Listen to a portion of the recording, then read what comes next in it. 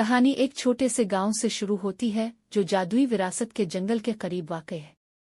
एक दिन एक तूफान आता है और जंगल में अजीब वाक़यात होने लगते हैं। दरख्त सरगोशियां करते हैं, जानवर बेचैन हो जाते हैं और जंगल का जादू कम होने लगता है। गांव के बूढ़े कहानी सुनाने वाले बच्चों को एक कहानी सुनाते हैं जिसमें बताया जाता है कि जंगल के 4 मुहाफिज जो कभी मिलकर जंगल की हिफाजत करते थे, तूफान के बाद एक दूसरे से जुदा हो गए हैं और जंगल की हालत खराब हो गई है। उन मुहाफिजों को दोबारा यकजा करने के लिए गांव के 4 नौजवान मुंतखब किए जाते हैं, सायरा, उमर, ज़ारा और रिजवान। ये नौजवान जंगल के मुख्तलिफ हिस्सों में सफ़र करते हैं जहां हर हिस्से में उन्हें एक मुहाफिज का सामना होता है जिसने अपनी खुसूसियत और ताकत को खो दिया है। सबसे पहले वो हम आहंगी के मैदान में पहुंचते हैं जहां अक्लमंद बूम्बी रहता है। बूम्बी जो कभी जंगल का हिकमत का खजाना था, अब खुद पर एतमाद नहीं करता।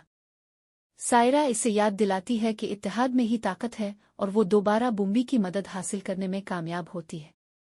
इसके बाद वो हिकमत के दरिया तक पहुंचते हैं जहां जादुई अजदा मौजूद होता है। अजदा अब मगरूर और अपने इल्म में इतना महव हो चुका है कि वो किसी की बात नहीं मानता। ज़ारा इसको बताती है कि हिकमत सिर्फ इल्म का नाम नहीं बल्कि दूसरों से सीखना और उनकी बातों को समझना भी ज़रूरी है। इसके बाद वो हिम्मत के पहाड़ पर पहुंचते हैं जहां दलेर शेर छप कर बैठा होता है, खौफ की वजह से जंगल की हिफाजत करने की हिम्मत नहीं रखता।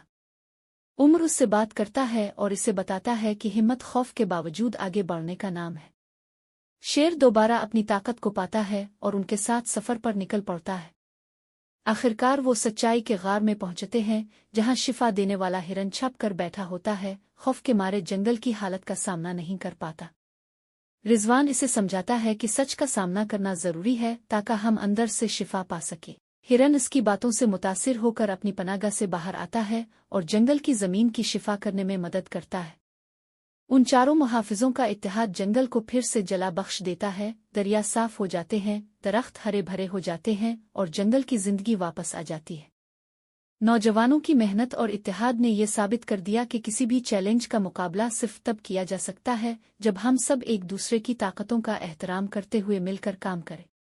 जंगल के मुहाफिज जिन्होंने अपनी मुनफरिद ताकतों को दोबारा दरियाफ्त किया था, नौजवानों का शुक्रिया अदा करते हैं और जंगल की हिफाजत के लिए अपना अहद करते हैं। गांव वापस आकर नौजवानों ने इत्तेहाद की अहमियत सबको बताई और सब ने मिलकर जंगल का ख्याल रखने का अहद किया। इस कहानी का पैगाम ये था कि सिर्फ एक दूसरे के साथ मिलकर और एक दूसरे की ताकतों का एहतराम करके हम दुनिया में कोई भी मुश्किल हल कर सकते हैं।